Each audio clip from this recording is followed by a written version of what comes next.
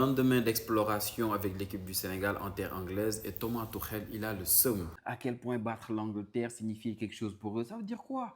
L'Angleterre, c'est l'équipe qui a gagné le plus de Coupes du Monde. Frère, on a battu le Brésil 4-2. On parle de battre l'Angleterre, c'est quelque chose pour eux. En plus, Tuchel, depuis qu'il est là, lui, il a gagné 3 matchs.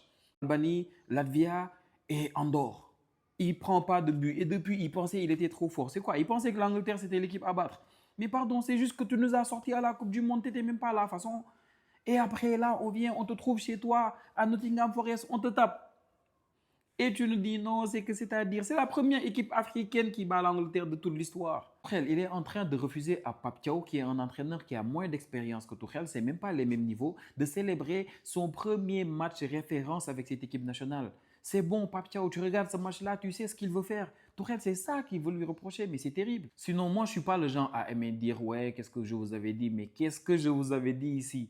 Quand Pape Thiaw avait sorti sa liste, je vous l'ai dit, c'est une aubaine pour Pape Thiaw de pouvoir jouer sans Sadio Mané. Vous avez voulu attraper ma veste ici en commentaire en me disant, ouais, ça ne respecte pas Sadio, il est quand même toujours plus fort que tous nos offensifs. Je vous ai dit, hey, la dernière fois qu'on a joué l'Angleterre en Coupe du Monde, on n'avait pas Sadio Mané. C'était la première compétition d'Aliou Cissé sans Sadio Mané.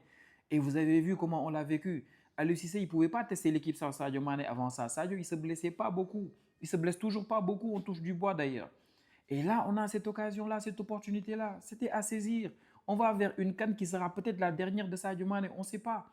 Et pour moi, c'était important de tester l'équipe sans Sadio Mané. Et qu'est-ce qu'on a vu? Les gars, c'était incroyable. Mendy, incroyable. L'arrêt qu'il fait sur Gibbs White avec Eze, ce fou là, vous avez vu son contrôle, ça passe, mais incroyable Eze. Et Mendy qui fait cet arrêt sur Gibbs White, rien à dire. Kalidou Koulibaly sur le but d'Habib Diarra. Kalidou Koulibaly, cette passe que tu nous fais.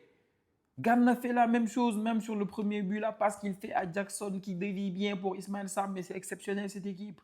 Crépin m'a un peu énervé en première période, mais après il s'est un tout petit peu ressaisi. Nicolas Jackson m'a un peu énervé aussi en première période, après il s'est ressaisi. Lamine Camara, rien à dire. Notre milieu, au fait c'est sûr maintenant, l'équipe, on va bâtir ça autour d'Habib Diarra et de Iliman Ndiaye.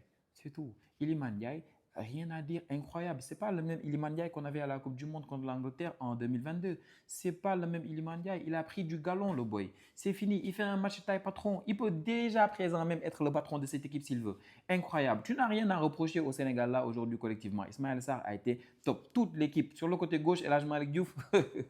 Slavia Prague, faites attention. Le boy, il va partir.